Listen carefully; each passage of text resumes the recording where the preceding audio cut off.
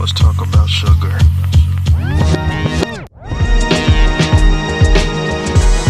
I feel you, dang. We about to get it. Oh my God. So serious.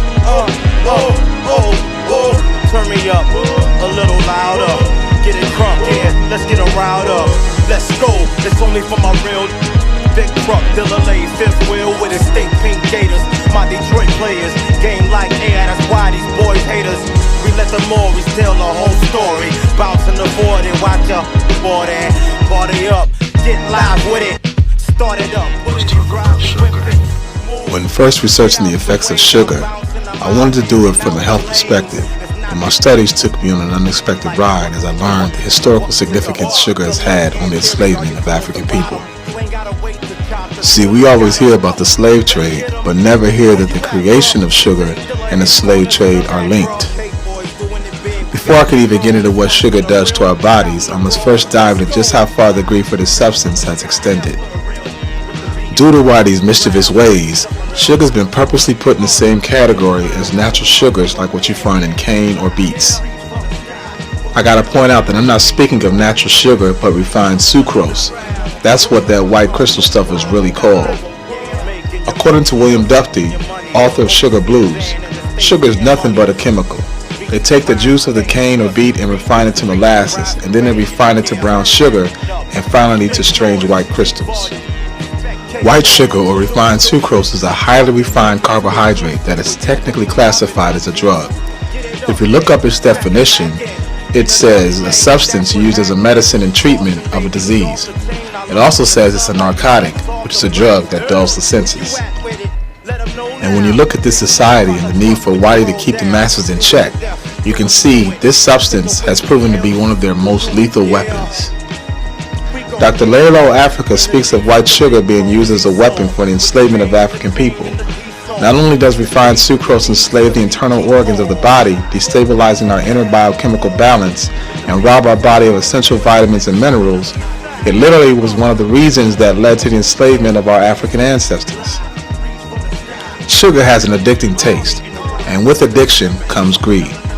Natural sugars found in almonds, chestnuts, walnuts, pistachios, apples, figs, grapes, olives, barley, wheat, rye, millet, cucumbers, melon, carob, mint, onions, garlic, lentils, mustard, ginseng, and honey existed as long as humans, but refined sucrose was not present until millenniums later. The use of sugar cane appears to have first surfaced in 600 BC in East India, and it was chewed. In 325, Nearchus was appointed admiral of Alexander the Not-So-Great's army, and he explored the East Indies. This was when the Greeks had their first encounter with it, describing it as some kind of honey growing in canes or reeds. Many of the natives of the Indus Valley made it into a sweet cane juice as a fermented drink. The Persians began growing sweet cane on their own around 600 AD, opening the doors to global trade once they learned how to turn it into solid form and last without going sour. The Chinese imported loaves of stone honey from Bukhara, where careful skimming of the liquid and the addition of milk contribute to the eventual appearance of it being white.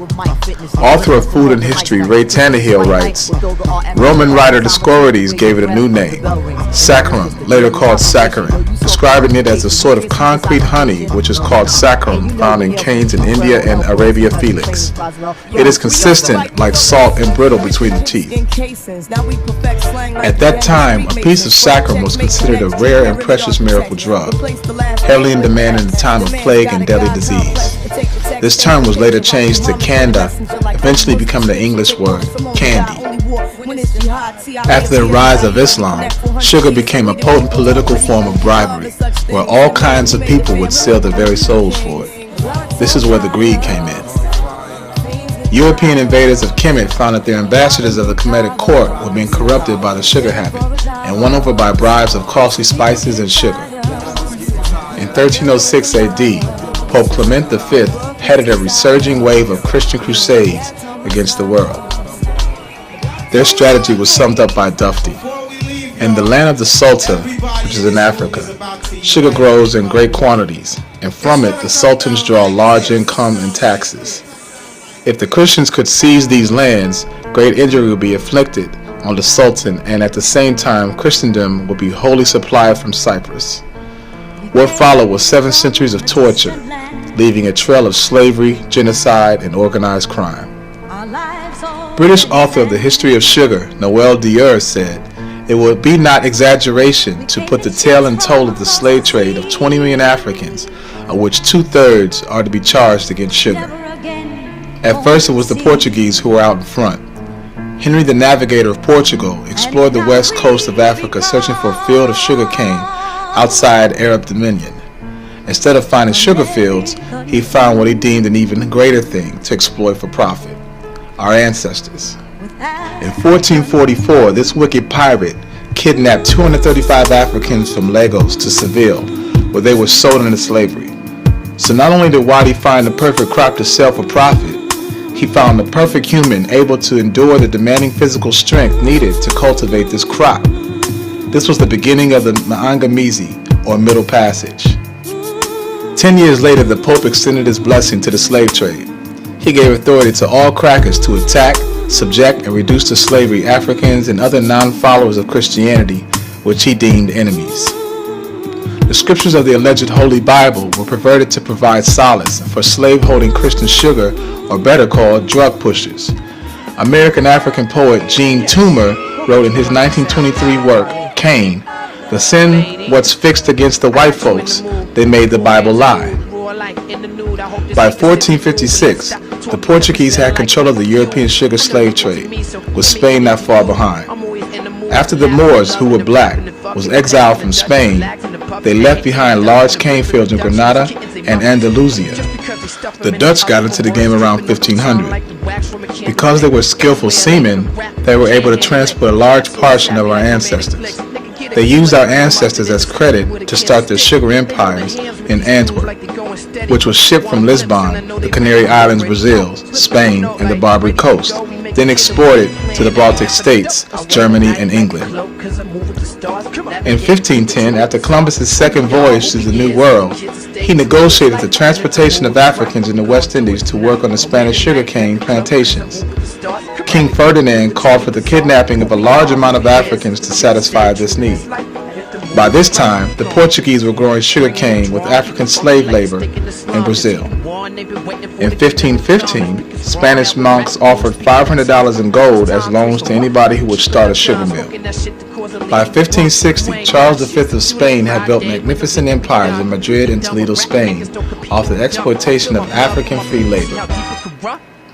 Because of the grief for sugar and Africans, the Portuguese and Spanish empires rose swiftly in power, but sugar had its own plans.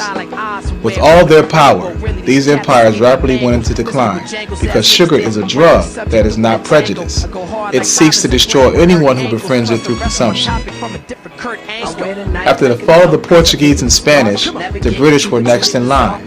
As Dufty stated in the beginning, Queen Elizabeth I shrank from institutionalizing slavery in the British colonies as detestable, something which might call down the vengeance of heaven on her realm.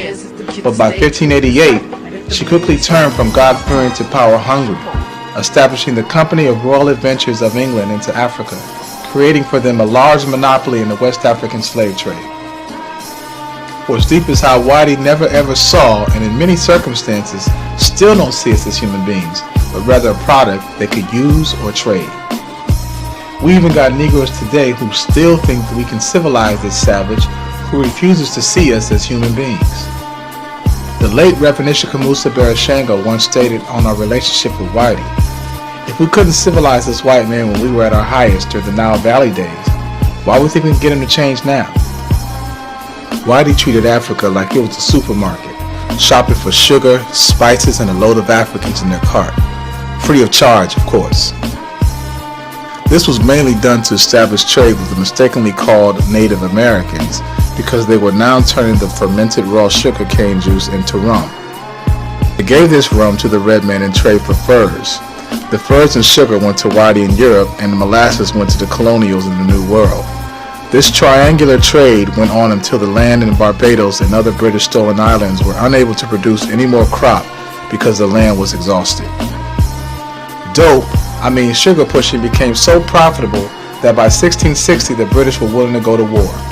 They created the Navigation Acts of 1660, claiming the prevention of the transport of sugar, tobacco, or any product of the American colonies to any port outside England, Ireland, and the British possessions. The colonies, however, wanted to be free to trade with all European powers. While American historians like to argue that it was the British tax on tea that started the War of Independence, others point to the Molasses Act of 1733, which levied a heavy tax on sugar and molasses coming from anywhere except the British Sugar Islands in the Caribbean. What happened was the ship owners of New England had cut themselves in on the rewarding trade of Africans, molasses, and rum. They would sail off with a cargo of rum to the slave coast of Africa to exchange for kidnapped Africans whom they hauled back to the West Indies for sale to the greedy British plantation pirates. From there they took on a load of molasses which they hauled back home to be distilled into rum to sell to their heavy drinking kin. Long before the Boston Tea Party, the annual consumption of rum in the American colonies was about 4 gallons for every man, woman, and child. The Molasses Act posed a serious threat not only to the colonies' involvement in the trade game, but also to their addiction to get drunk. See what this white devil called sugar did to these Europeans? The constant, addicting need for it started to turn them on each other. As Dufty stated, one had become need, gluttony had produced necessity, sugar and slavery were indivisible, therefore they were defended together. The French took the lead in the game in the middle of the 18th century. Sugar was everywhere by now. It had become a source of public wealth and international importance. Each government kept their allegiance to this organized crime by making sure they got their cut through taxes. The ill shit is just as with tobacco, the soil can be ruined after extensive strain on the land. By the mid-1850s, British sugar planters in Barbados and Jamaica were ruined. This caused the British government to raise the price of enslaved Africans to cover the sugar loss. This created an intense, almost exclusive focus on the slave trade. Although other demands were created for our enslaved ancestors, the slavery of one kind or another never went out of style as far as sugar was concerned. The sugar industry was the model for other agribusiness conglomerates that were to follow decades later. Sugar beets had still to be planted, thinned, and topped by hand.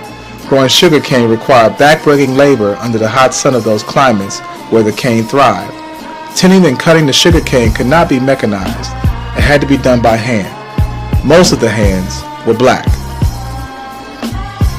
As I stated in the beginning of this video article, I wanted to speak about the health effects sugar has on our bodies. But as I dug deeper, the ancestors willed me to speak of a story seldom if ever told, to make a connection the masses may not be aware of. It is vital that we understand that the origin of refined sucrose, that other white stuff, more addictive than any other drug, including crack cocaine, has played a significant part in the historical, physical, and mental enslavement of African people worldwide, a role it still plays today.